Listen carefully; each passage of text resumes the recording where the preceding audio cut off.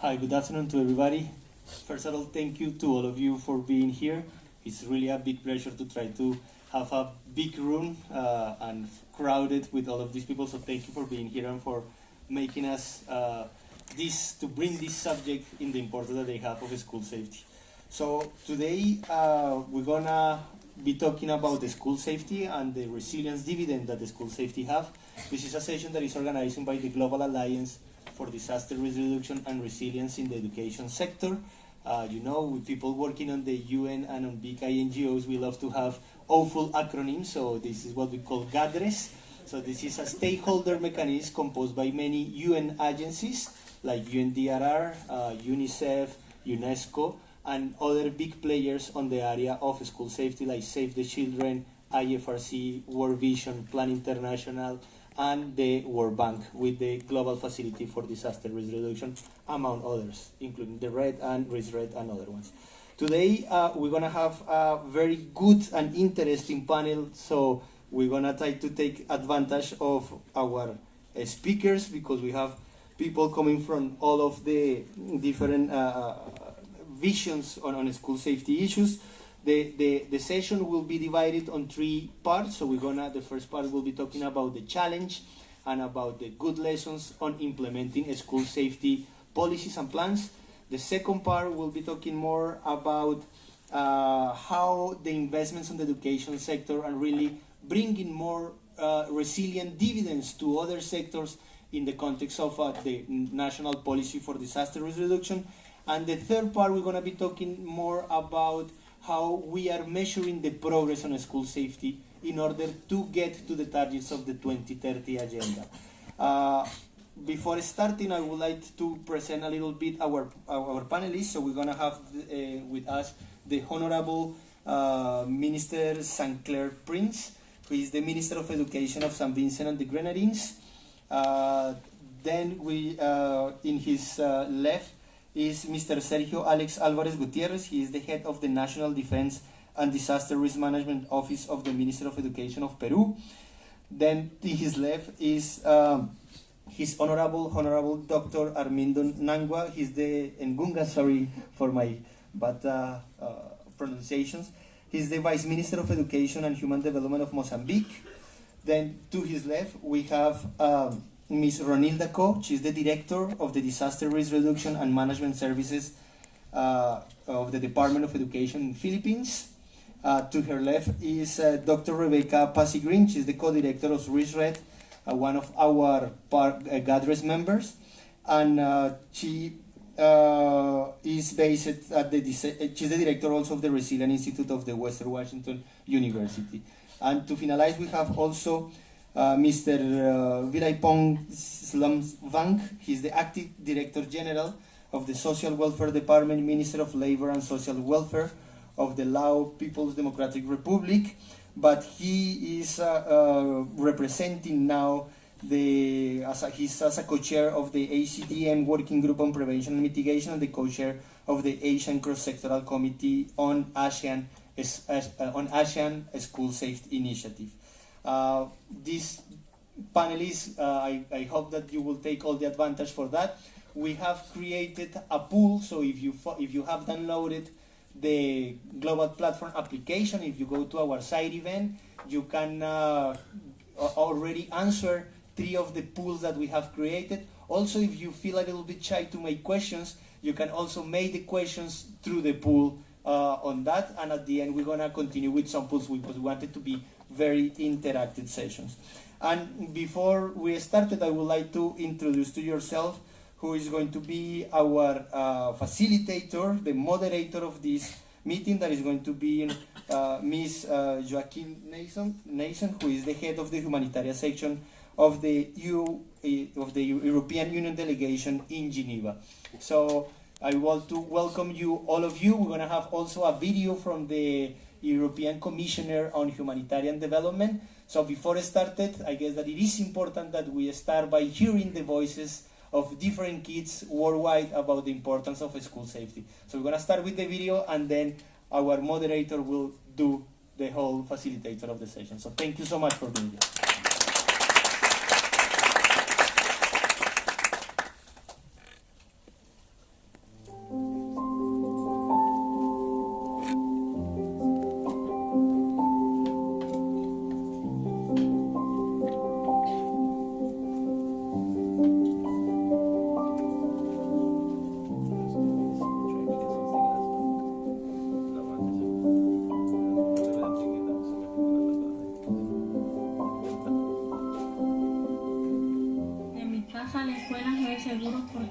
solo y me vengo yo sola y solo hay una vivienda. Mi escuela no es segura porque no hay buen cerco y no hay un buen portón. नहीं, जब मैं school जाता हूँ तो मुझे नहीं लगता है कि मैं सेफ हूँ, क्योंकि जब मैं स्कूल जाता हूँ तो स्कूल के रास्ते में काफ़ी सारे तार होते हैं, हैंगिंग वायर्स होते हैं, तो वो आपदा के टाइम हमारे ऊपर गिर सकते हैं, तो वो हमारे लिए एक खतरा होता है. Toda esta zona está cubierta por cerros y si sube a Chosica se va a dar cuenta que esas quebradas son simplemente más marcadas y notorias y que abajo de esa misma quebrada hay casas, hay hogares, hay incluso estadios. Al momento de estar en este colegio me siento insegura también por la infraestructura. Si en algún momento se presentara un movimiento telúrico de gran magnitud, las construcciones cederían, el techo podría sucumbir o caerse. Por la humedad misma, las paredes suelen descascararse y eso a la larga genera que se derrumben, poniendo en juego la vida de los docentes y de nosotros los alumnos.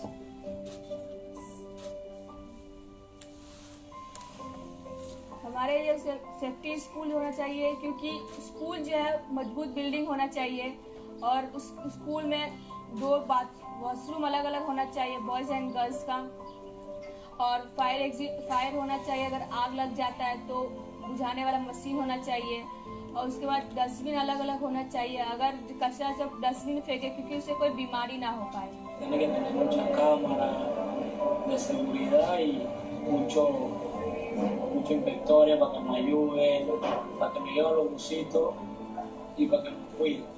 安全的学校就意味着同学有一个好的学习环境，在家里的家长也能放心，学校里面学习的同学也能放心的学习。 Que los maestros estén capacitados por si pasa algún accidente y así ya nos pueden ayudar.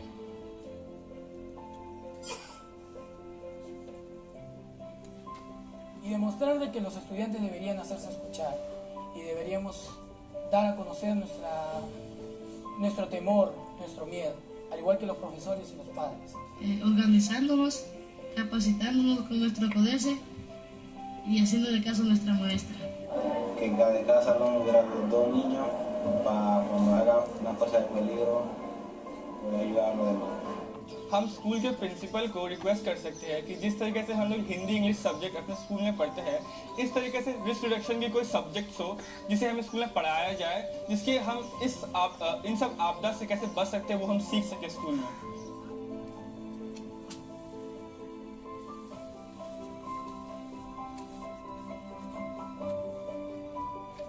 El talón de Aquiles de nuestro colegio y de muchos otros es la infraestructura, por el hecho de ser muy antigua, que incluso en este colegio, si se habrá percatado, está en el aula 1, 2, 3 y 4, es una edificación de 2 pisos.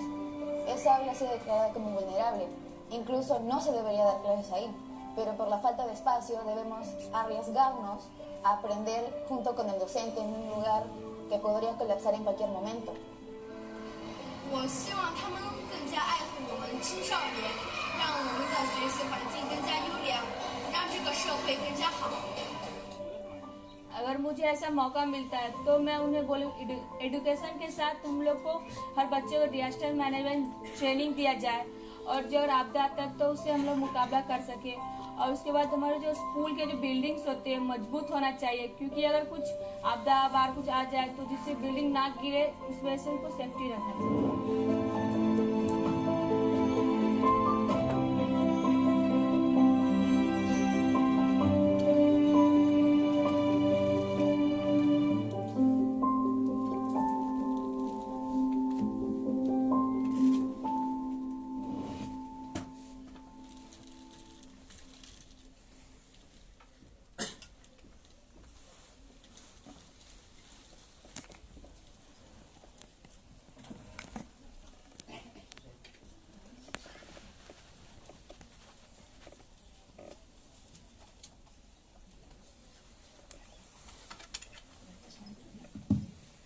Good afternoon, colleagues, ladies and gentlemen. Welcome to our side event, as my colleague already mentioned. I'm going to briefly introduce a bit the script of the session today so that you know what you will get. But first of all, I think the children were very clear to us what they expect from all of us, for them to have a safe learning environment. And I think it was very compelling And we thank Save the Children for bringing those testimonies to us in this room. What we will have what we will have for you today is a very exquisite panel, if I may say, of a very diverse group of panelists from different parts of the world, who will each bring a presentation to you with key messages and key issues for us to think about in a 5-minute presentation. After that, we will basically open for an additional question to each of the panelists, including on what you have thought about the video. And then we open basically the Q&A for you to engage with our panel. And then we'll have some closing remarks, including with a young lady who is the youngest participant in this session from India, and her name is Lisipriya. And Lisipriya, very welcome to join us on this. So first of all, I would like to invite the Minister of Education from Saint Vincent and the Grenadines, Mr. Sinclair Prince, to start with your presentation and to basically engage with us on the key issues that you would like to bring with us. Your Excellency, the floor is yours. Thank you very much. As you heard, my name is Sinclair Prince from the archipelago of St. Vincent and the Grenadines in the Caribbean. I'd like first of all to talk about, just quickly, in the short time we have, succinctly look at the Caribbean and what we've been doing. It is a very complex region, which many of you may know by now. We are made up really of the Bahamas, the Lesser Antilles, the Greater Antilles, and we have a couple, no more than a couple, 3 other countries on mainland South America, 2, that's Guyana and Suriname, and we also have Belize in Central America. And we've come together on many occasions in different configurations that makes us complex, but we are one culturally. Those of you who are familiar with cricket know that we have one cricket team, but we are different countries. So we are the West Indies as a cricket team, but yet we are different territories. And these countries are bound together by the broad range of similar natural hazards which they face, including severe weather events, tropical cyclones, floods, volcanic eruptions, earthquakes, tsunamis, landslides, droughts and fires, and other threats, human, biological, etc. Because of our position, let me locate you physically. Because of our position, we are in the hurricane belt, and the cyclones coming off Africa affect us all the time, not now and again. And we are on the edge of the Caribbean tectonic plate, just north of the South American plate, south of the North American plate, and therefore we are dominated by a number of volcanoes. In fact, we have 3 active volcanoes as far as I can remember now. We have one in my country, in St. Vincent and the Grenadines, which erupted twice within the last 50 years. We have one in Montserrat, which erupted recently, and there is one threatening of Grenada, just about 10 miles off Grenada, that's called Kikem-Jenny. Of course, in other islands, there are dormant volcanoes waiting for their chance to do their thing too. All right, so and then we have, every year we have the situation with the cyclones, then we have these freak storms, which are becoming even more prevalent. They no longer call freak storms, it seems as if we can predict them now. And we have the droughts because of our terrain, swift flowing rivers, etc. Floods in the flatter islands, the low-lying islands like Barbados and Antigua, etc. The history of the Caribbean Safe Schools Initiative. First, we had a ministerial meeting in Antigua, Barbuda. That's in April of 2017. And at that particular meeting, school safety was signed on by 12 Caribbean ministries of education. And at that time also, we had the regional roadmap on school safety. This, of course, goes to the core of the thinking of the governments of the Caribbean, that school safety is a very important aspect of our development. And a regional roadmap was developed at that particular point. And the roadmap was centered around the 3 main pillars. Pillar 1, safe learning facilities, the development and implementation of standardized school safety assessment. Pillar 2, school disaster management, of course, review and develop multi-hazard school safety plans and guiding documents, improved coordination among stakeholders led by the Ministry of Education in each country. And Pillar 3, update and review disaster risk management components in curricula. And this is absolutely important because we think that it is time that we start talking to our schools, our stakeholders in education about this important aspect of our development. The DRM training for school staff, families and community. People, of course, in these islands, we are accustomed to hurricanes, yes, and volcanic eruptions, but we have become complacent over the years. Recently, we've had some wake-up calls, and therefore we've had to do more of this and to get people educated into what is happening. The challenges that we face, we are small island developing states, of course, which you would have gathered by now. There are varying levels of priority given to safe schools in Caribbean states. Some of the larger states would do more because they have more money, whereas the smaller states will just go along. Limited human and financial resources. My country itself is only about 100,000 people. All right. The largest country, well, in the Caribbean region is Cuba with about 10 to 11 million people. But the islands, you would find Trinidad or Jamaica, for instance. Jamaica has about 2.5 million people. So small countries, very small human resources and small financial resources too, because we depend on tourism to a large extent for our economies.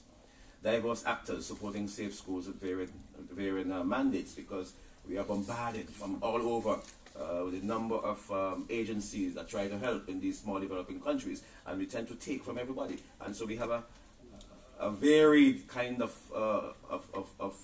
acceptance and people helping us, and therefore it is difficult to kind of streamline everything. So that's the challenge that we have as a small country. We had the economic impact of these hazards over the years has been very big. You know, if we have one hurricane in one country, the entire country is impacted. Maybe in a larger country like Cuba, for instance, you may have a hurricane in the north, not in the south being affected. I'm not talking about east and west now, because Cuba is a very long east-west country. But in St. Vincent and the Grenadines, Grenada, Barbados, even Jamaica, you find that when a hurricane strikes, the entire country is devastated. And the loss that we've had, $199.7 million estimated cost to schools in the last foray. Losses estimated $7.8 million. Recovery needs estimated $254.3 million. When you consider that against our GDP, you understand the impact that it is having on us. And this goes on every year or every other year. I'm trying to get okay.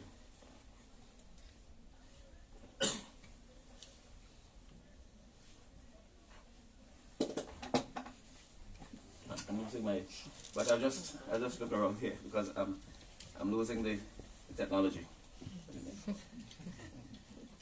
Or the technology is losing me. I'm sorry, I should have put it that way.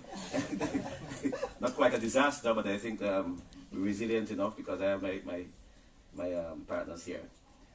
Selected lessons, comprehensive education and emergency strategies are required. Education sector plans and exercising of the plans is necessary. Not just to set up a plan, but we have to exercise it. We have to look at it, review it, test it, bite it, see how difficult it is, how easy it is. Governance, technical support arrangements for national safe schools implementation is required. Safeguarding school materials and records is paramount. In the region, we have some very creative ways of safeguarding materials, plastic bags. we have to go beyond that. We have to develop the technology. We have to pay for the technology. Resilience building in the education sector must be a priority. Countries require intersectoral technical support and strong collaboration by diverse stakeholders to effectively implement national safe schools programs. Appropriate governance arrangements are therefore critical. The governments are getting involved now more and more, and I'm proud of that.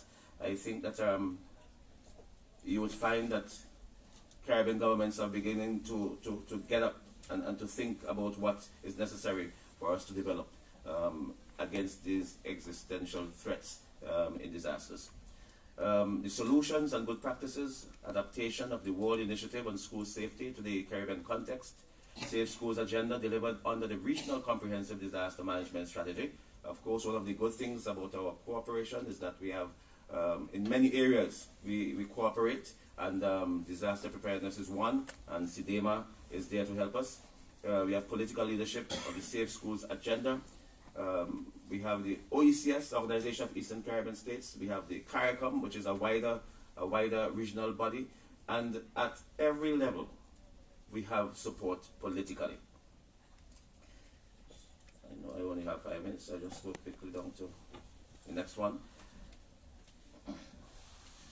We had a second meeting in St. Vincent and the Grenadines, in my country. I'm hosting, I'm the chairman for the next 2 years.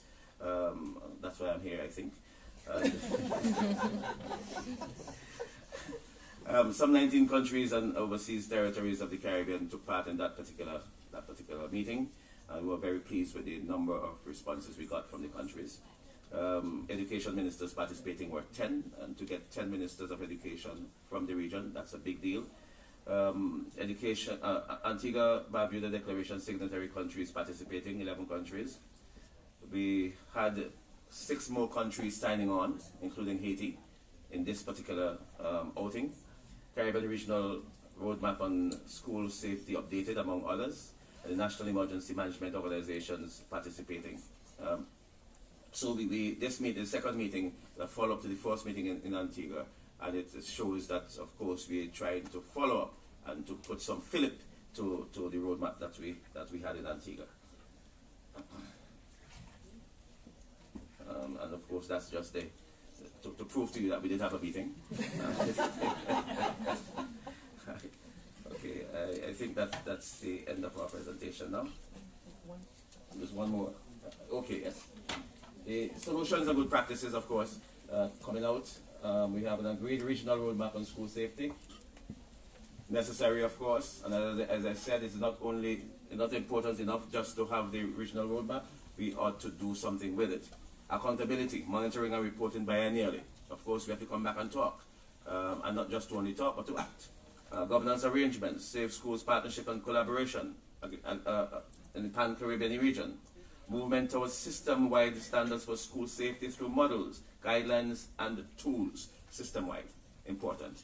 So those are some of the solutions that we have come up with. And I hope that going forward, the Caribbean region will be a model, if not a forerunner in this whole episode. Thank you very much.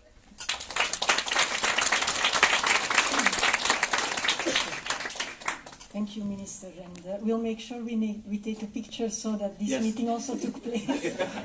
But thank you for sharing specifically the challenges of your country, but also how a regional approach is basically helping you in overcoming those.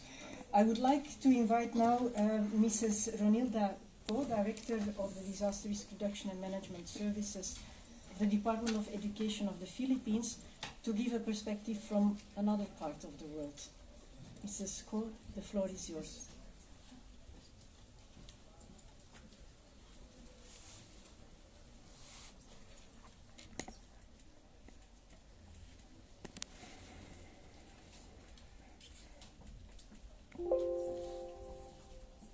Good afternoon, everyone.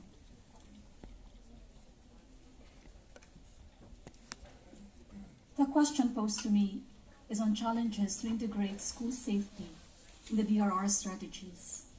The question is a bit difficult, as I think it has its own assumptions.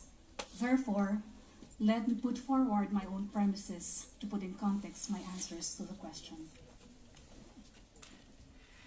School safety, in fact, at least in my experience in the Asia-Pacific region, has been integrated in national, subnational, and local DRR strategies.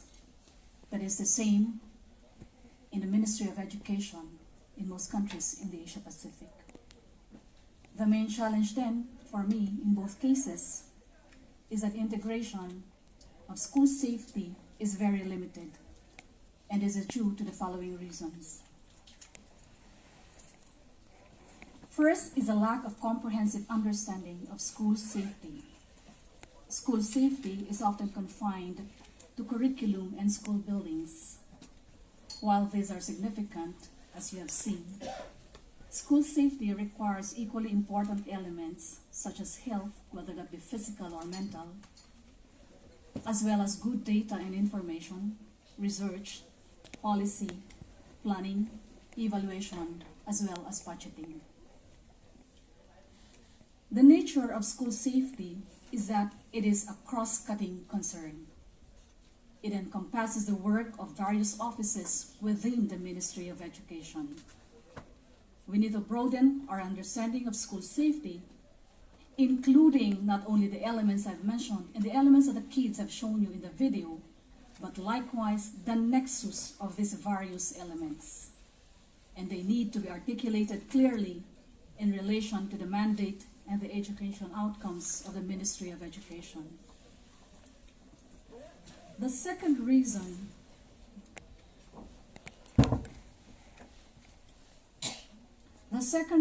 for the limited understanding is further reinforced by the way DRR strategies are actually developed in countries. The development of DRR strategies is often lodged under the responsibility of the National Disaster Management Office. While the National Disaster Risk Reduction Management Council or Committee is composed of members from various ministries, the effective involvement of these ministries in developing the DRR strategies, including the Ministry of Education, depends on how functional the council or committee is, as facilitated by the NDMO. Thirdly, the development of DRM strategies has been highly driven by external donors and partners. Donors and partners may lack understanding of or often overlook the intricacies of a ministry's planning, budgeting, and implementation processes and systems, and could only be focused on their particular agenda, which often define their assistance to a country.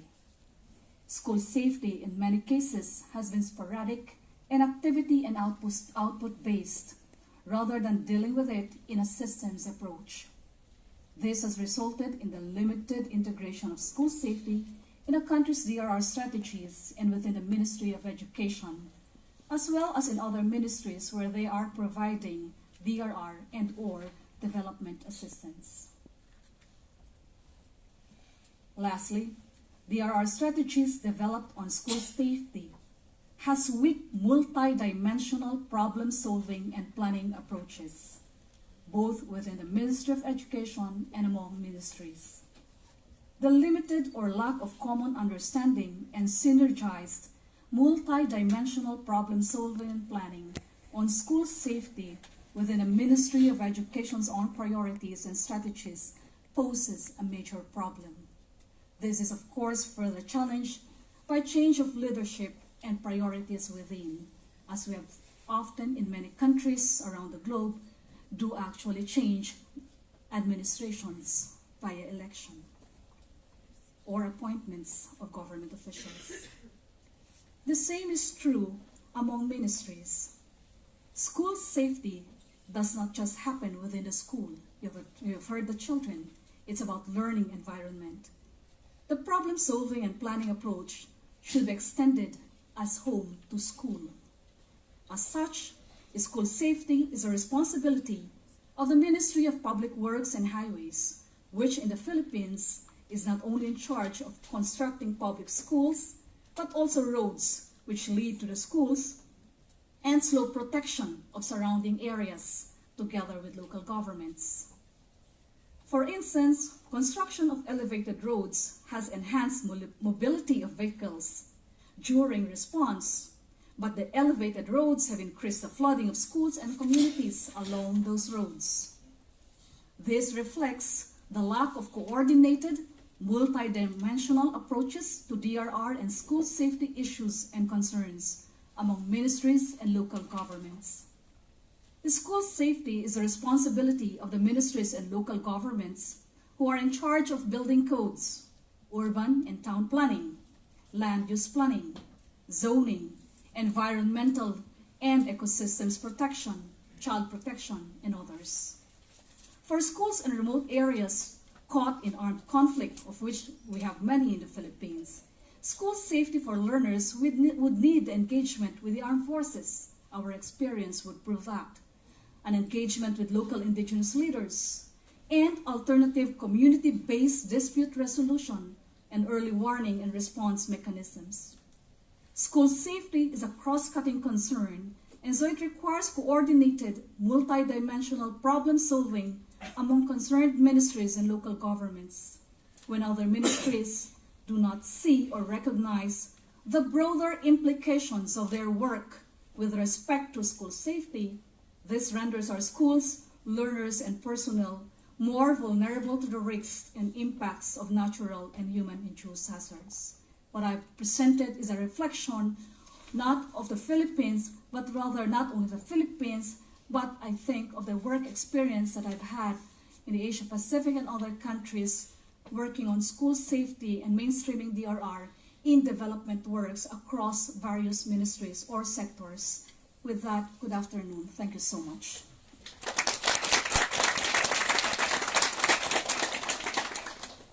Thank you, Mrs. Ko, and for underlying really that it's a concerted effort of different actors and that we need a true partnership on this. Thank you so much. I will now invite you to a video message by the European Commissioner for Humanitarian Aid and Crisis Management, Christos Stylianidis. And then Dear we continue. participants, dear friends, I'm sorry I cannot be with you in person on this important event, but I'm happy to speak with you about the critical and timely issue of education in emergencies and school safety. Today, protracted conflicts, violence, and natural disasters drive millions of children out of school all over the world. In Afghanistan, in Pakistan, in Indonesia, the Philippines, Mozambique, to name just a few. Earthquakes, tsunamis, cyclones, and floods devastate communities, destroy schools, and deprive children of their fundamental right to education. Climate change is behind many of these disasters. And when you add war and conflict to these natural disasters, the result is clear. Education is not safe. Globally, around 75 million children have been forced out of school, leaving them vulnerable to early marriage, forced labor, exploitation and abuse, and also radicalization. Oh, the consequences, as you can imagine, are dire, not only for the children themselves, but for their families, their communities, and society as a whole. So we must act now and get these kids back in school so they can receive the necessary knowledge and skills, grow socially and mentally, and believe in their prospects for a brighter future. We must act today to prevent lost generation tomorrow. No child can be left behind. This is why education in emergencies is one of my top priorities, and frankly speaking, a personal passion. This is why we have increased our humanitarian budget 10 times, from 1% in 2015 to 10% in 2019. We well above the 3% global funding average for education in emergencies. And last year, we adopted the European Union's first ever dedicated policy framework on education in emergencies and protracted crises. And the comprehensive school safety framework has served as an excellent reference for our work, which aims to cover immediate urgent needs on the ground, ensure education during and after disasters, and strengthen education for protection and peace. The European Union is focused on 4 primary goals. First, establishing safe schools, protective, inclusive, and quality learning spaces able to withstand disasters and promote disaster-sensitive education.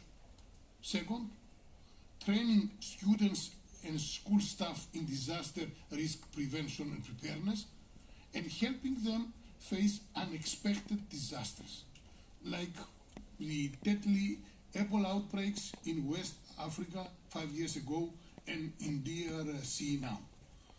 Third point, ensuring that education systems are prepared to reduce and manage risk for students, educational staff, and school infrastructure. And fourth, building strong partnerships with authorities and development partners to embed disaster risk reduction into education policy at all levels. Let us not forget, disaster risk reduction in education requires everyone's involvement, from students and teachers to families, communities, and authorities, of course. If we truly want to protect education, the whole society must step up and take ownership. Dear friends, education is a catalyst for a child's future. We simply cannot allow natural disaster, war, or conflict to drive children out of school and deprive them of their future. This is our moral duty. This is our investment in peace, stability, and prosperity. Thank you so much for your attention.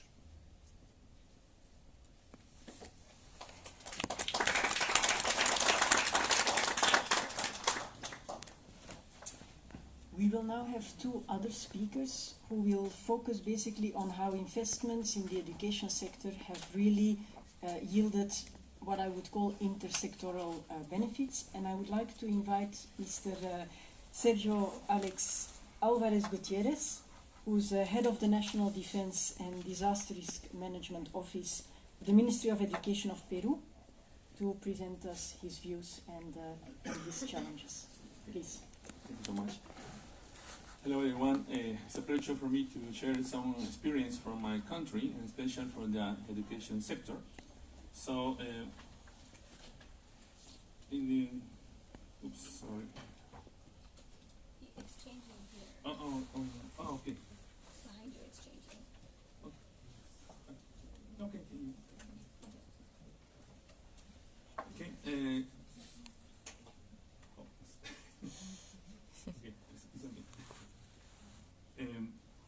In Peru, the Ministry of Education, we are working in 7 strategies, strategic line of intervention, with special focus on the management tools and regulation. Actually, we have a national disaster risk management plan that, in addition, we are linked with the national of the government plan, with including many strategies like financial support for the government. We have a special intervention with capacity development on the 3 levels. We have the national, the regional, and local level. So we increase capacity, and we have a special network. More than 500 professors at the schools are working many activities on disaster risk management at the different levels on the schools. So in addition, we have a special mechanism to education response, and include during the last 2 years evaluation and monitoring to identify the gaps to incorporate a new experience or new actions according to our reality. My country has more than 24 million of people. Approximately 60% is like people that participate in different levels of the schools. The next list. In that action, we are working a special strategy with the school safety, including 3 components. No? This is like a structural with 3 specific actions actually. Non-structural, we have actually working 4 actions, especially emphasizing the safety equipment, in all schools where we are identified in our diagnosis. So in addition, the third component is the functional organizational. We are working special the plans with a new approach. The plans for this year includes special financial support for the local or the subnational level. The next, please. So those actions is very important for my colleagues on the field. So to make a special permanent action, we have a special budget program we call the 68. That is a special program with a strong financial support for many activities. In this case, you are watching the special focus on disaster management activities linked to the non-structural and functional activities. The next, please. And we have additional funds for the subnational and local levels. Actually, for this year, we have more than $6 million. And next, please. We have for the infrastructure program for this year more than $14 millions to include special support to implement some remodelations in the schools. So I want to share with you a special short video. So please. Maybe we need to listen to the principal actor for us.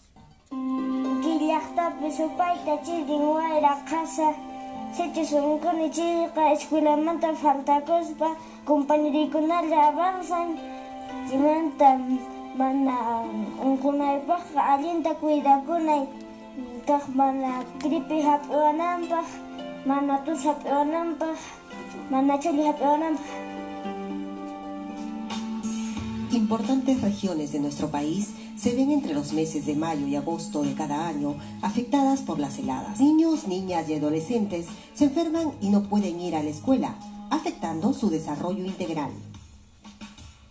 Como en muchos colegios, la institución educativa integrada 56324 trabaja a partir de su plan de contingencia de heladas para asegurar que sus estudiantes estén debidamente abrigados, tengan un horario adecuado de asistencia que les permita estudiar sin contratiempos y se alimenten con comida nutritiva y de la zona. Desarrollan sesiones de clase y actividades lúdicas para prevenir y enfrentar los efectos de las heladas. Así como en la provincia de Chumbivilcas, trabajan conjuntamente en el marco del programa presupuestal 068, reducción de la vulnerabilidad y atención de emergencias por desastres PREVAED. ¿Qué son las carpas aquí? Desde que ocurrió el terremoto en Yankee. Es que tienes que armar una torre y sacar las piecitas y el bowling. Es un caso terrible lo que pasó acá en Yankee porque algunas familias se quedaron sin casas y a mí me dio miedo, pero yo sabía que no iba a pasar nada si estaba quieto y ya están preparados para este caso de sismo. Sabía que tenemos nuestra mochila de emergencia, nuestro botiquín, nuestra zona segura.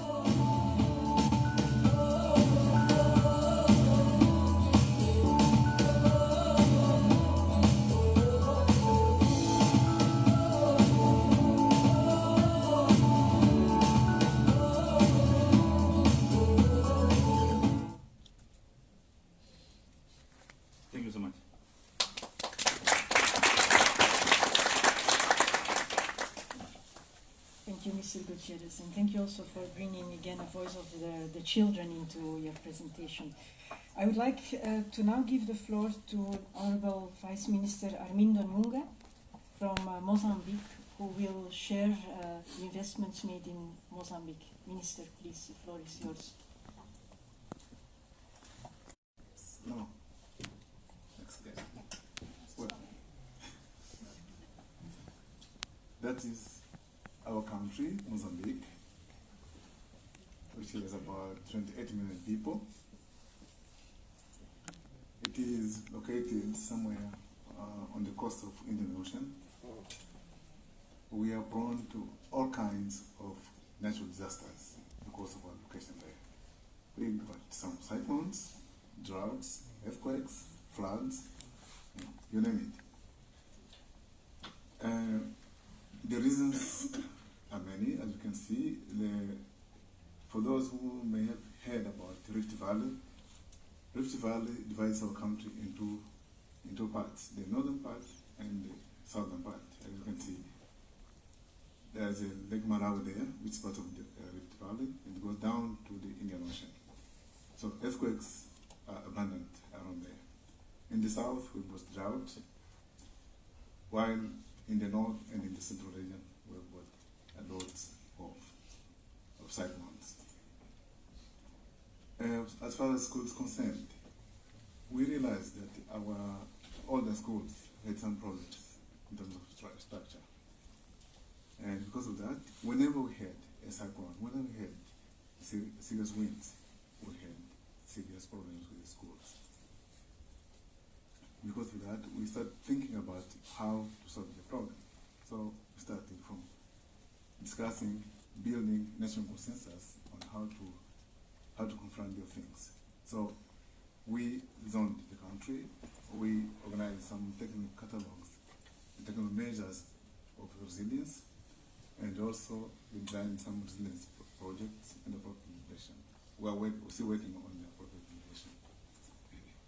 And then in 2013, we started with a project called Safe Schools Project, which involved the Ministry of Education, Ministry of Works, Ministry of State Administration, through the National Institute of Disaster Management, and we were assisted by the Faculty of Architecture of Dividend University, and also the United Nations Program for Human Settlements.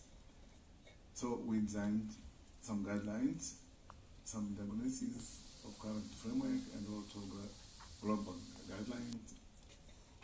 And we also, since we understand that school safety is not just safety of the buildings, but mainly what's important is safety for the children and all the people who are working there, we wrote a manual we call PEBE, which is Plan Escolar Basic Emergency, which mainly school plan, emergency school plan, basic plan, or something like that. So the teachers, everybody working at school, has what to know this manual, not to know what to do when such extreme events take place. So these are some of the objectives of the plan. And we shared, we also started training people, our provinces. We started working on the retrofitting the older schools, not to make them resilient. We implemented this project throughout the country. In 2017, from 2017, we built 2,000 schools, classrooms, which are resilient, and also 200 classrooms were retrofitted. Well, until then, things were not that problem because we thought we were safe. Then we had this serious test in March and April this year. Cyclone Idai came and it swept a lot of things that we'd been doing. When we were trying to get up, another one came called Kenneth. We thought one was male, that one was female. So we just hoped that no child will come there. So we think, well, those are a couple, they are gone. So now we are busy reorganizing our lives. And we had some experience on that. In Beira, we got experience, and we've been mentioning this because of the safety and the kind of buildings that are necessary to be done. In Beira, we have this school, 25th of June, primary school, which had 6 classrooms, One, which was built under resilient project.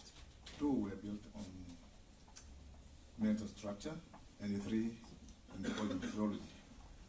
What we found was that the only one which was built under the resilient project survived. So it seems that these things can work.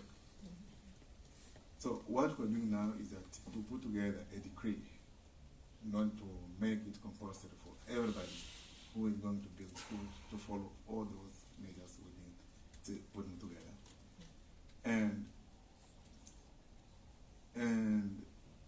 what we hope is that in the long run, after this decree has been passed, we'll convince everybody in Mozambique doing whatever building is trying to do to follow these disaster risk reduction procedures. This is our speaking.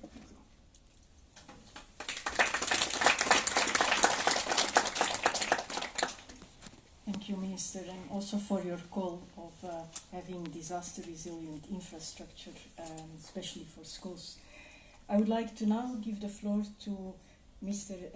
Virapong Slomvang, the Acting Director General of the Social Welfare Department of the Ministry of Labour and Social Welfare of the People's Democratic Republic of Laos, and also Ms. Co-Chair of the ASEAN Safe School Initiative. The floor is yours. Thank you very much. Good afternoon, Excellency, Ministers, colleagues, participants, ladies and gentlemen. I will be represent the ASEAN to share with you some experience in promoting the integration of disaster reduction into the education and the establishment of a regional strategy to support the enhancement of school safety implementation in the region and at the national level. ASEAN, or the Association of Southeast Asian Nations, is a regional intergovernmental organization comprising of 10 countries in Southeast Asia. ASEAN is geographically located in one of the most disaster-prone regions of the world.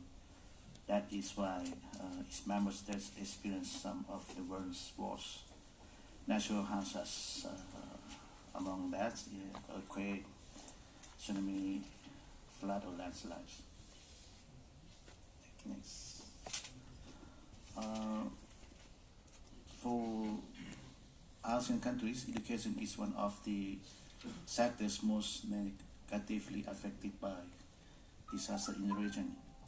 In the last quarter of 2018 alone, the Ministry of Education and Culture in Indonesia reported that at least 1,235 schools were damaged in the aftermath of the Lombok earthquake in August 2018, affecting more than 1,800 girls and 1,900 boys.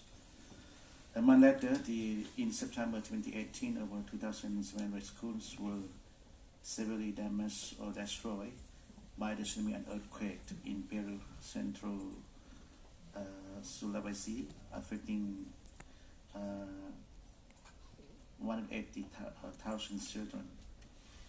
In the Philippines, more than 1 million students face an extended period of being out of school, while thousands of schools were temporarily suspended due to the impacts of Typhoon Mangkhut in August 2018.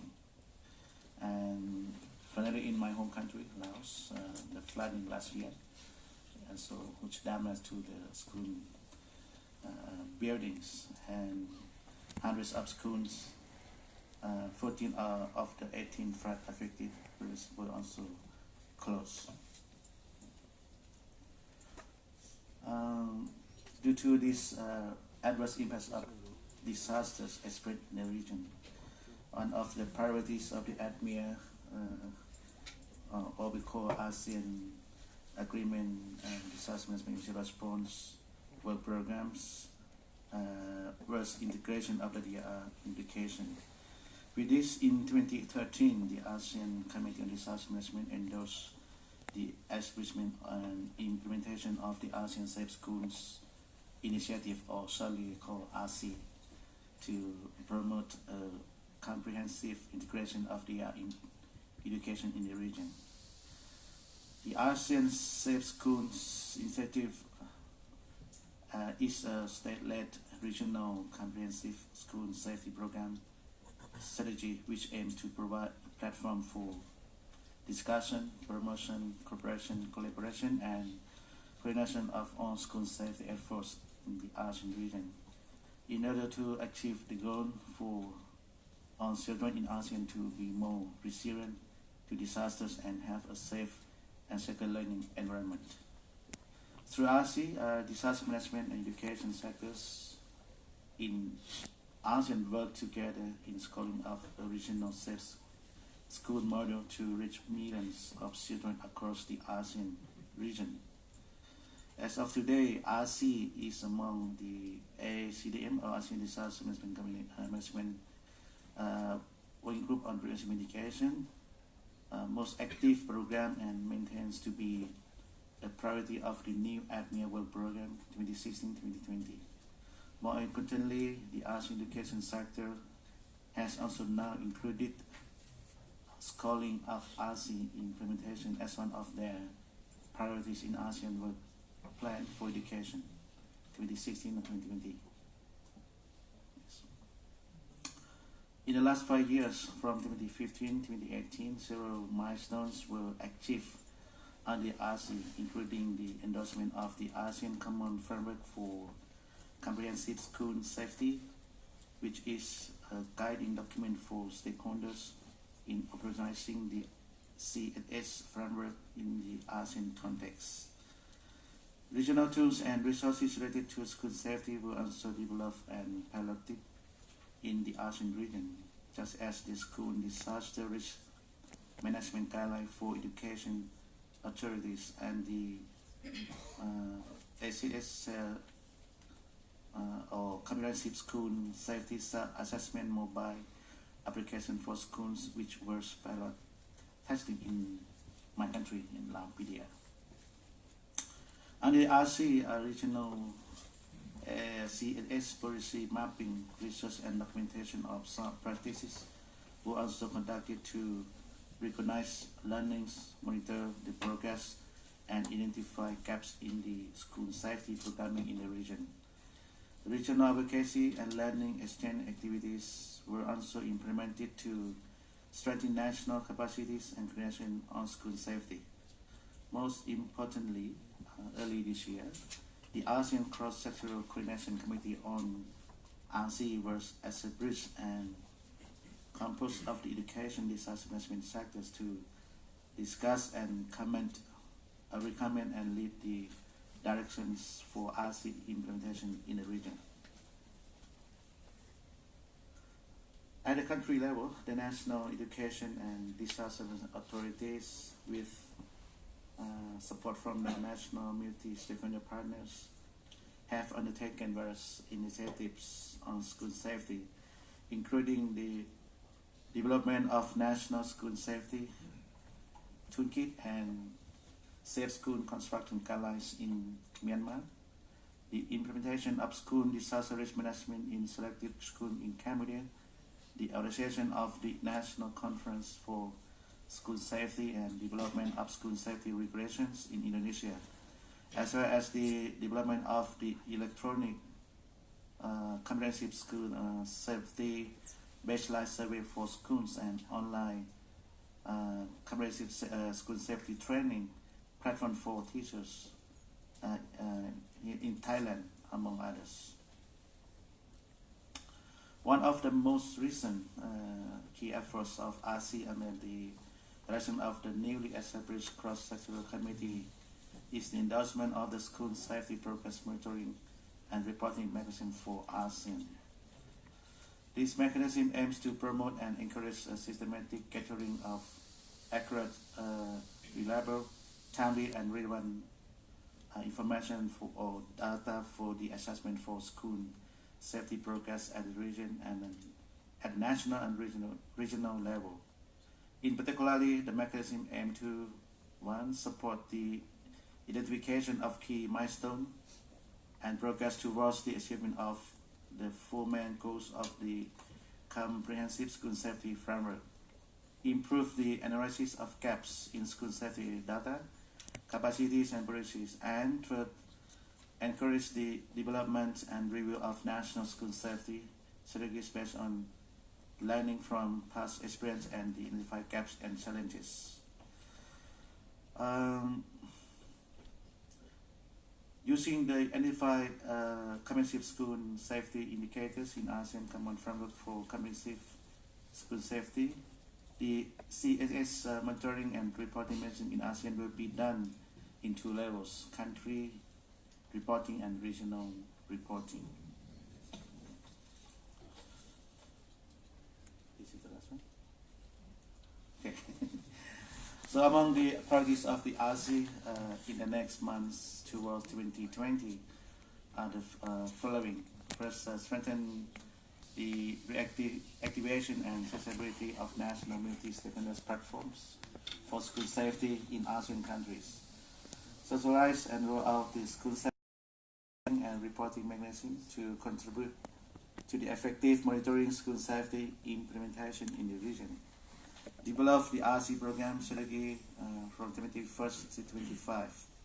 Strengthen knowledge sharing, learning platforms, and documentation of good practice for the ASEAN member states.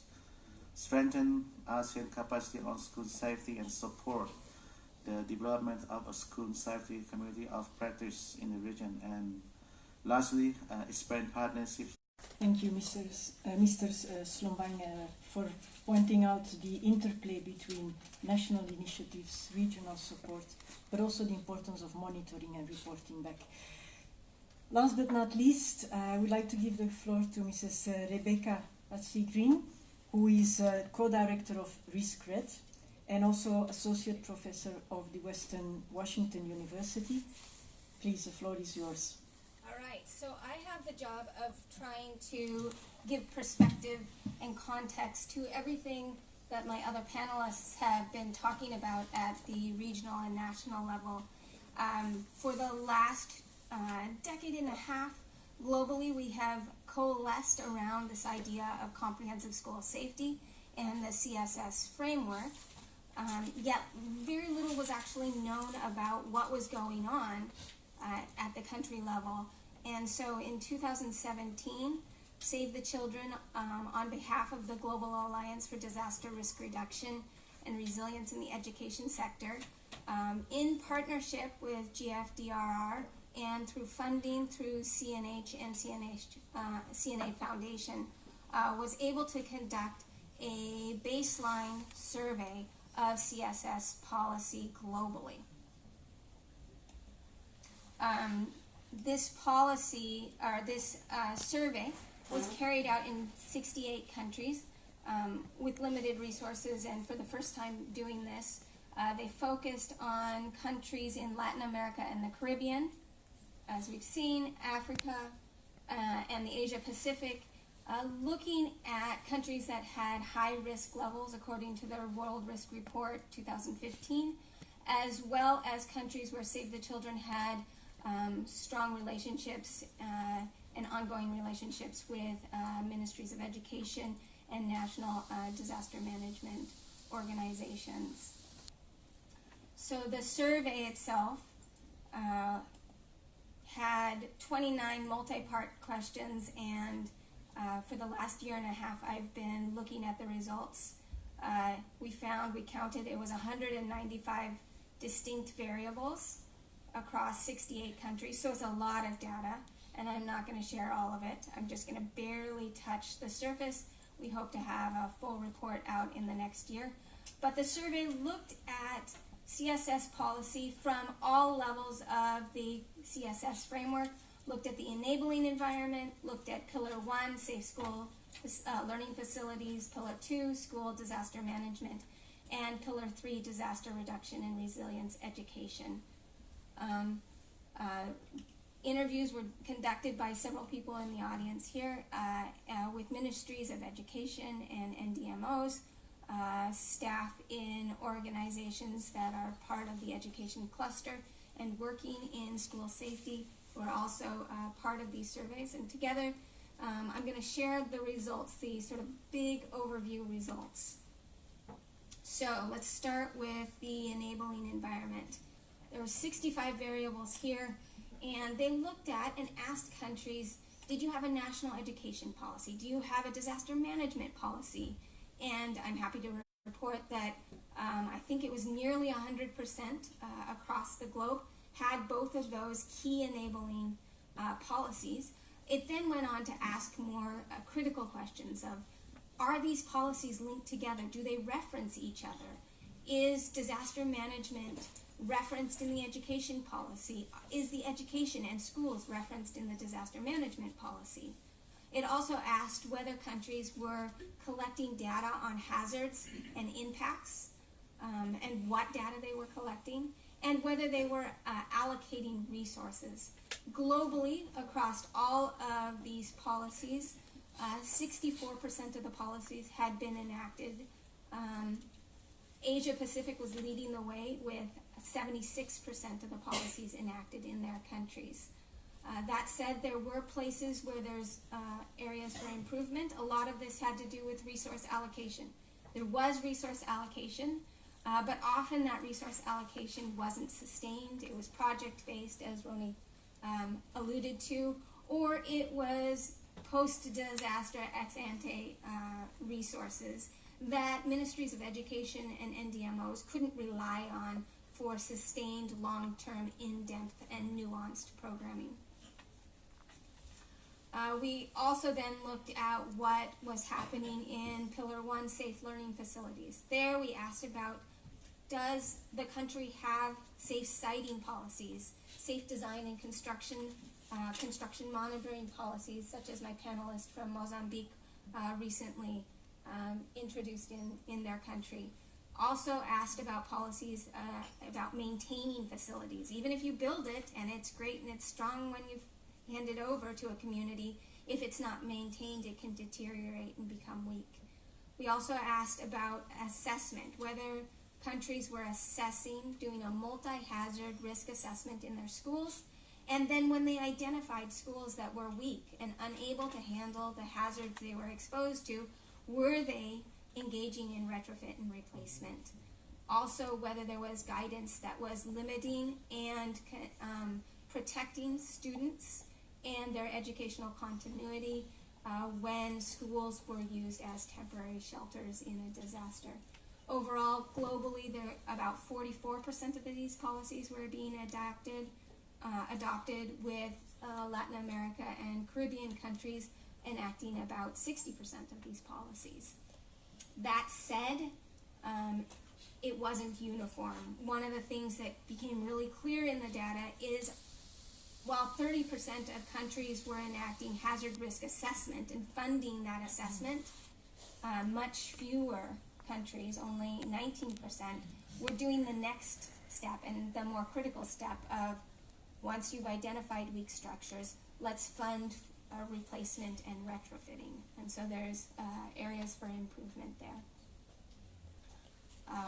Moving over to Pillar 2, school disaster management, we looked at what topics were addressed in their disaster management policy in the education sector, whether they were mandating fire and other hazard drills, and what the frequency of those drills were, whether they were providing guidance to schools for doing drills, and whether they were training their staff in disaster management, as my panelists already spoke about. Again, globally, only 44% of these policies had been enacted, with Latin America and Caribbean reaching up to 70%. And here again, we found discrepancies. Lots of countries, about half of the countries, were mandating drills, but only a third or less were giving any guidance to schools. So here we have schools being told, do your drills, but teachers and school staff may not know what a good drill looks like. Students may not know what actions they need to be taking in these drills, and there isn't any guidance for how to learn from that drilling experience and make sure that schools are adapting and improving their drilling practices. Moving to the last pillar, Pillar 3, disaster reduction and resilience education, we asked whether countries had public awareness campaigns about climate change, about disaster risk reduction, whether students had these topics in their curriculum, and whether teachers were being trained. Again, not quite half of these policies had been enacted globally, with Asia Pacific just reaching past 0.5%. Half of these policies being enacted. But again, challenges. There's lots of curriculum for students. 60% of the countries had curriculum for students on climate change, on resilience, on disaster risk reduction. But then when we asked about teacher training in these subjects, it dropped to about 28%. So teachers are being put in classrooms and told, teach students about disaster risk reduction, teach students about climate change, but they themselves don't have any training to do so. And I fear that what teachers are teaching may not actually be the lessons that we need students learning. So we need to work harder on making sure that where there is student curriculum, there is also teacher training. So just as an overview, it's really good news. We didn't know this was going to be true, but we have CSS policy being developed and implemented in every region, in every pillar, so we have a strong foundation. It also looks like there's a lot of room for continued policy development, especially when it comes to the 3 pillars. We've got lots of enabling environment policy, but we need to work harder on pillars 1, 2, and 3. And we need to be paying attention to how policies are linked together. If students have curriculum, let's make sure the teachers are trained. If drills are mandated, let's make sure that there's guidance on that. If there's risk assessment, let's make sure that there's retrofitting to back that up. And that is the fastest overview of a survey that is huge, and I hope to share more of it later.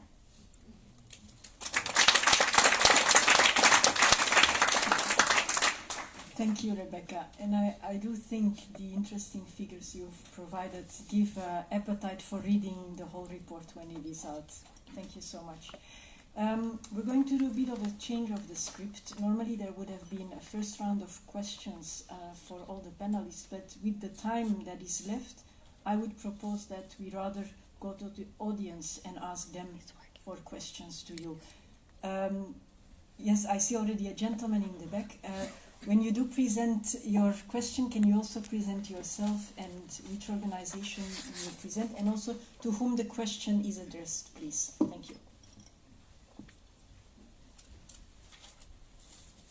Hi, thank you very much. Gary de la Pomeroy. I've been involved with this strategy for a few years. It's not, we're short on time. I need to just address one aspect. It's the retrofit, putting it into practice. It's an enormous challenge which we've discussed within UNESCO, with the Task Force of the Built Environment, for many years. And it goes beyond just compliance. It goes to the very fact that no one really knows what they're doing. They're very, very limited in the knowledge of previous retrofit. Now, we're very lucky here today because we've got Kit Miyamoto with us. Now, he's one of the specialists in earthquake engineering and retrofit through maybe 30, 40 countries around the world. And I'd just like to introduce him for you then to actually come and speak with him afterwards on how you develop strategy and understanding for retrofit. 90% of stock, even let's say 80% of stock, needs addressing on assessment and potentially retrofit in one format or another for multiple types of hazard. Not just earthquake, but cyclone and flood and so forth. And it's governments trying to understand how they deal with multiple ages of buildings within a school complex for retrofit. It's a very complex scenario. Please, could you just say a couple of words? And can we also have then the question to the panelists, please? Just quickly. Thanks, Gary. Thanks for surprising you. But anyway, one thought I thought kind of interesting thing I thought I want to share with you, and one is it's about 4 years ago we did a study for the World Bank and government of the Philippines to look the school safety in Manila itself, and we looked at multi-hazard of it, and there are about 3,800 schools. And one of the biggest hazards they had is the West Valley Fault right on Manila, just cut through the thing. And estimation is if the earthquake happens, it kills about 21,000 students if they happen the wrong timing.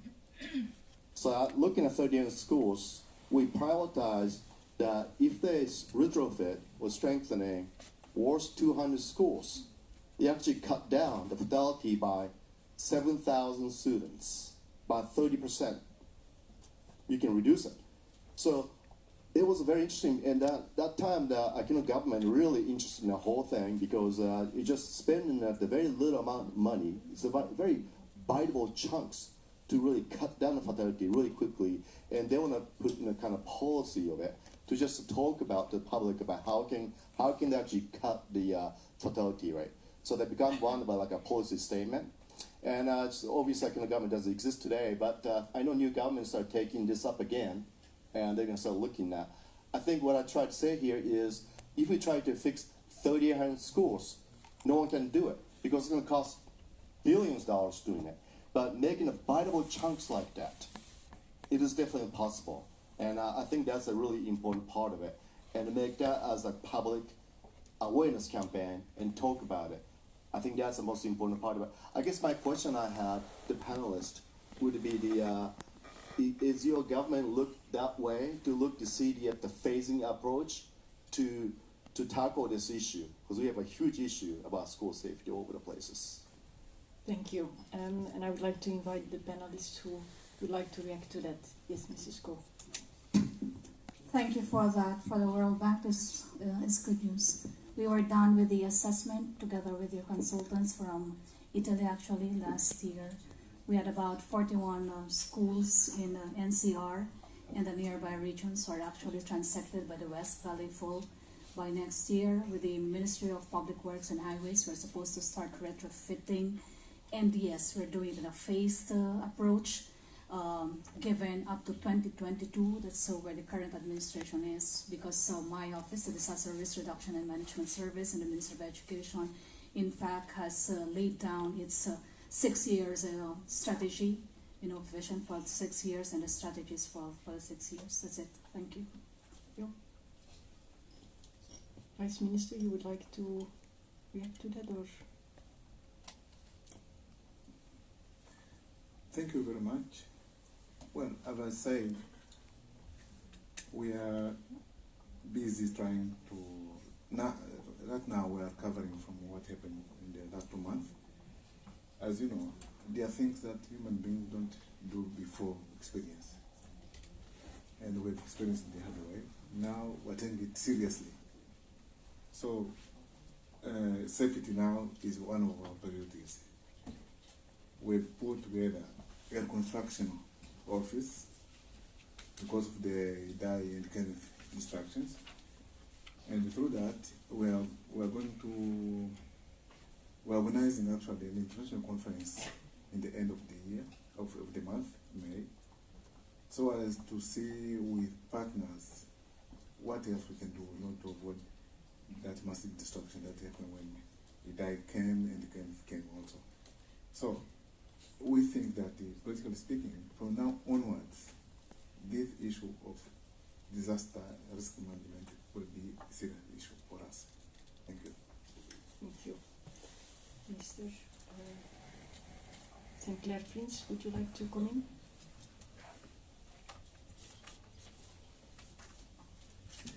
Taking into account the budget of our governments, the small islands, we have to phase.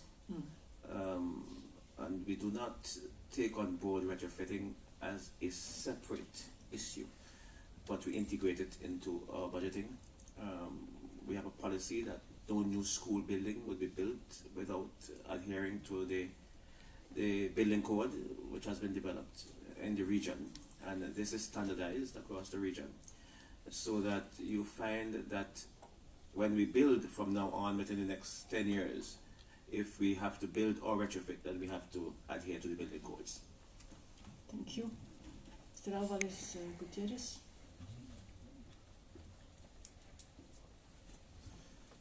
So actually, we have a data with information about the schools located in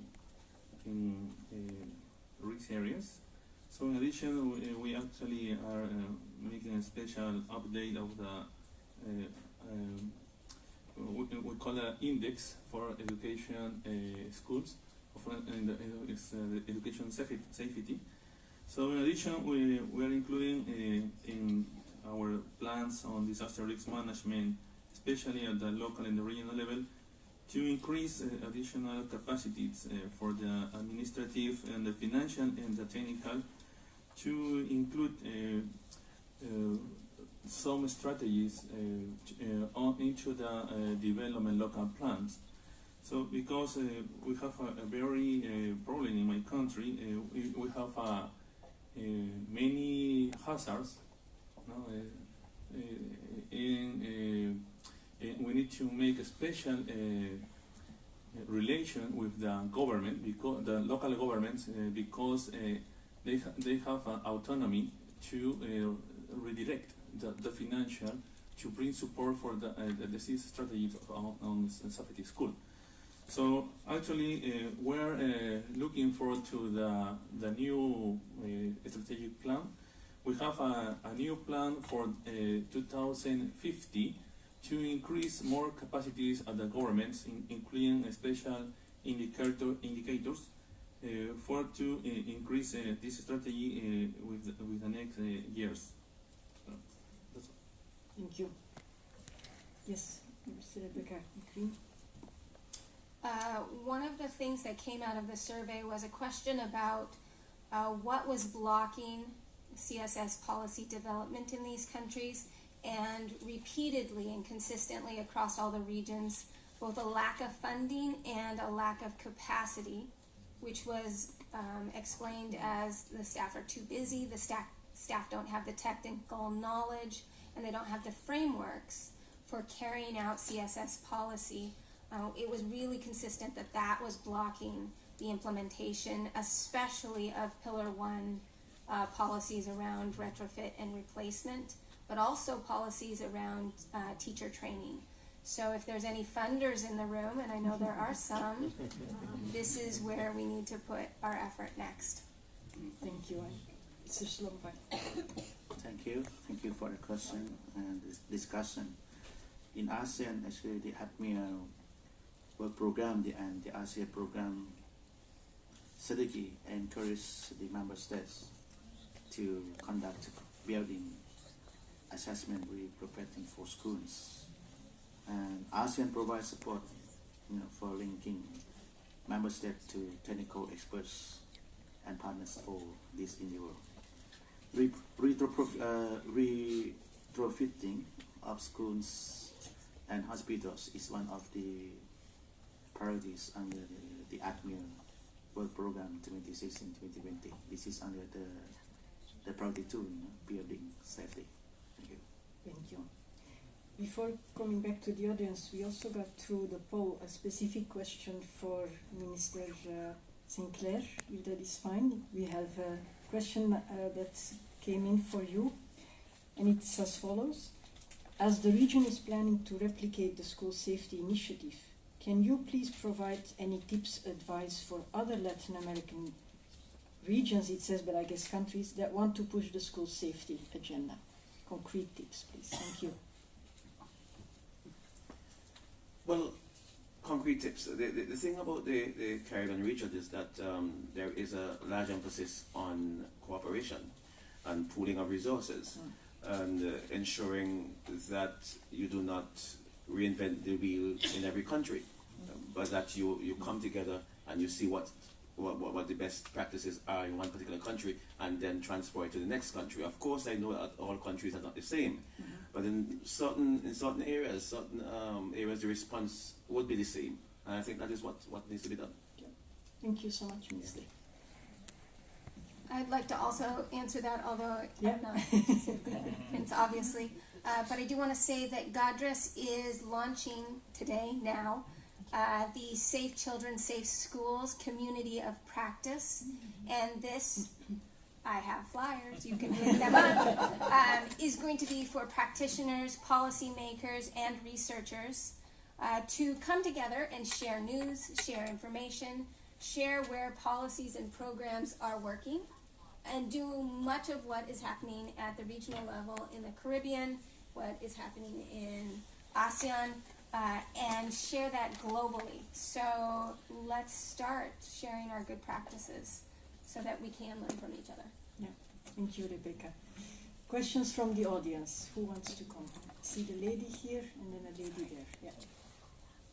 Please introduce yourself, and then if you can also say to whom you address the question. I see the, yes. Okay. Well, I would say ladies first, but it becomes difficult. Hello, my name is Madhu, and I'm the Resilience Specialist for Voluntary Service Overseas in Myanmar. So my question is specific to Myanmar, and I would prefer that the representative from the Philippines answer it, because I think there could be some synergy with the response there, but also if any other members in the audience or the panelists have experience. So in Myanmar, I'm working on DRR, but also in the education sector, and we have a very challenging dynamic there, because we have schools which are traditional government schools where you can apply the CSSF as it is, and you can work along the framework. But we also have schools which are constructed ad hoc by community-based organizations, which have basic bamboo structures, sometimes no roofs, no furniture for children, no storage for learning materials whatsoever. But these schools do not necessarily fall under the purview of the EIE sector either, so, or the EIE cluster. In Myanmar, we have an EIE sector.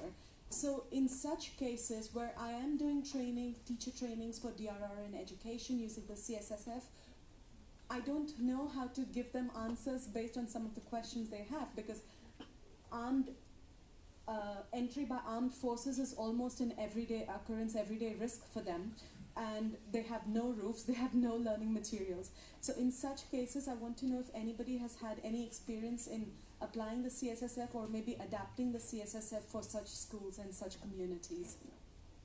Thank you for your question. Scott? In the Philippines, there are actually schools that are not within the purview of the government. You know, a number of indigenous people's schools are under this. Of course, also in the south, we have also a number of schools under the leadership of Muslim imams. You know, now what we do is actually there is a process of permit or recognition for these schools that they have to go through, so that there is an integration or convergence of traditional, you know, curriculum with the Ministry of Education or the Department of Education's curriculum, because then when they get out and, you know, go to higher levels of schooling, if they go to public government schools, there must be some equivalency, you know, otherwise they don't get accepted. So that's one process. Not so sure whether, you know, within the Myanmar context, but, you know, within the ASEAN, there is actually a framework for equivalency, and countries are abiding with that. We've adjusted our performance, you know, equivalency in the country to accommodate and to be able to actually get integrated in the ASEAN as well, because of mobility, you know, and employment across the member states. Now, I understand that there are, of course, in far-flung areas, remote areas, where schools are not necessarily the concrete schools.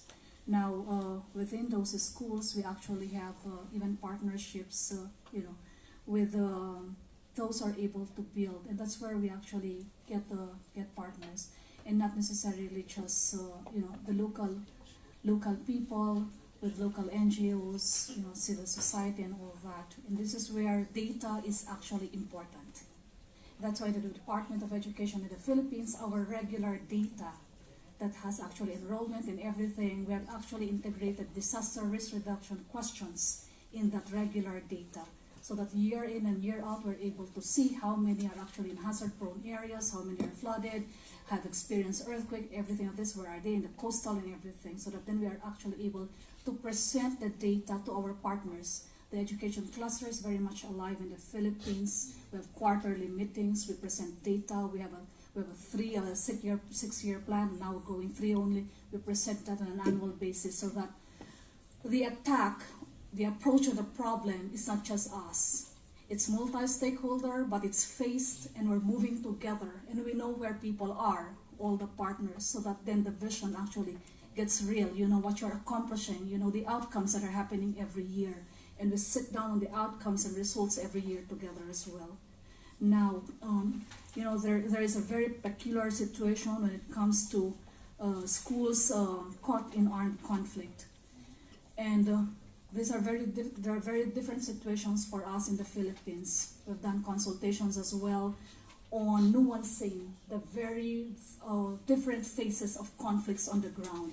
Right now we have an overarching policy moving for approval on learners and schools as zones of peace. And we're also establishing within the year the concrete protocols for that. I think while I say this as a general way of moving forward, because conflicts on the ground with different players, and also it's also about the government's relationship with the state and non-state actors that has to be figured out, and the government has very different relationships to non-state actors depending on how many they are and who they are. And that is a local process or a national process that you have to go through. Having said that, there must be a mechanism, and you must be able to move forward to really establish what you mean when learners and schools are zones of peace in various areas. And we can further talk on that and on how we have moved in the last 2 years defining that across the countries, because we've done consultations for over 3 years actually, from the armed forces of the Philippines to the non-state actors to government, non-government, the local NGOs, children and all that, for us to just understand the complexity of the various phases of conflict in the Philippines, and how schools are caught, or how can they be protected better, including our personnel, not just the children. I hope that gives you a bit of a sense, but would be willing to share more of our processes. Thank you. Yeah. Thank you, Mrs. Ko. Unless someone from the panel wants to react to it, I would take the last question from the lady here, and then we'll have to close.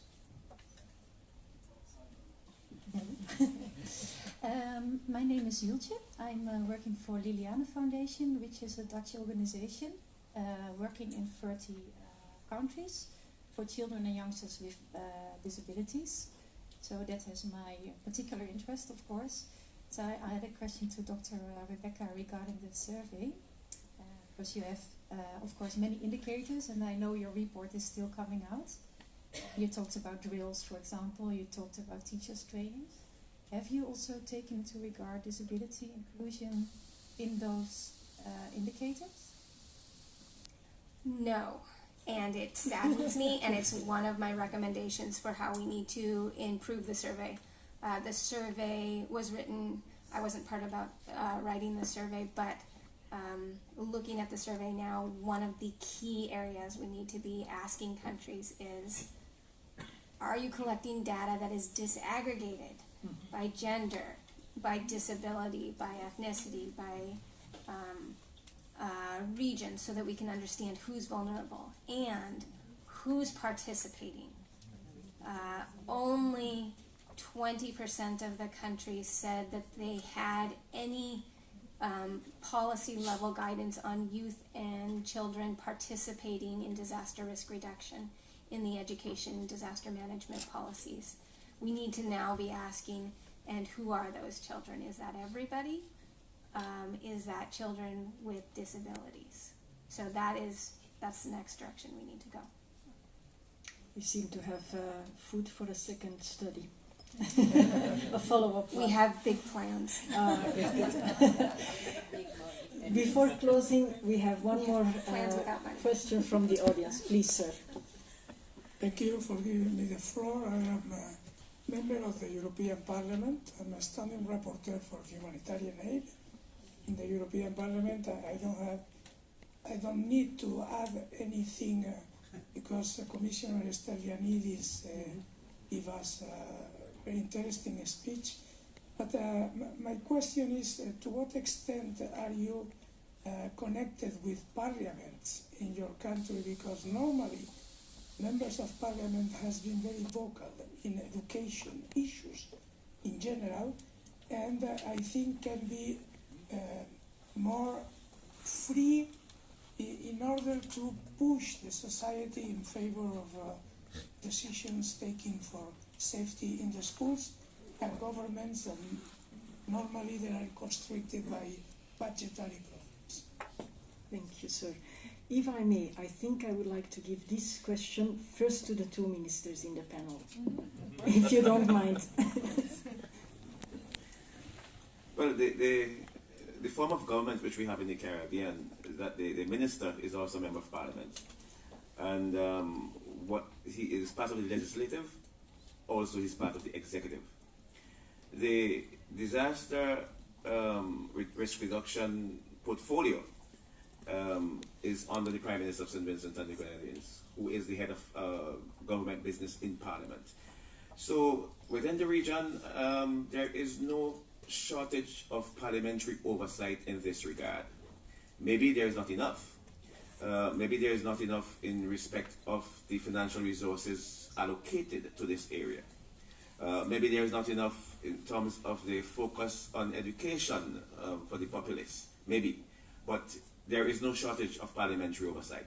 There is an understanding, of course, of the issue, and there is that is why we've had the meetings of ministers of education in St. Vincent and the Grenadines and in Antigua, so that the parliamentarians, of course, who are ministers themselves, would be able to understand what is happening and to push policies in that regard. Vice Minister, please. In Peru, we have I'm sorry. Okay, sorry. You just got upgraded to Vice Minister. I would like to give the floor first to the Vice Minister, and then we come back to you.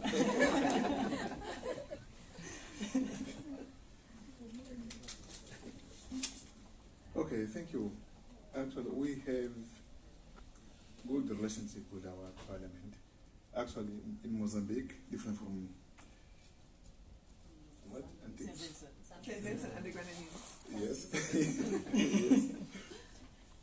No minister can be a member of parliament because we believe that we need 3 pillars of power in the country: legislative, executive, and the judiciary. So one cannot do 2 things there. So one has to, because of that, yes, if you're a minister, you can't be in the parliament, or you can't be a judge. You have to choose. Okay.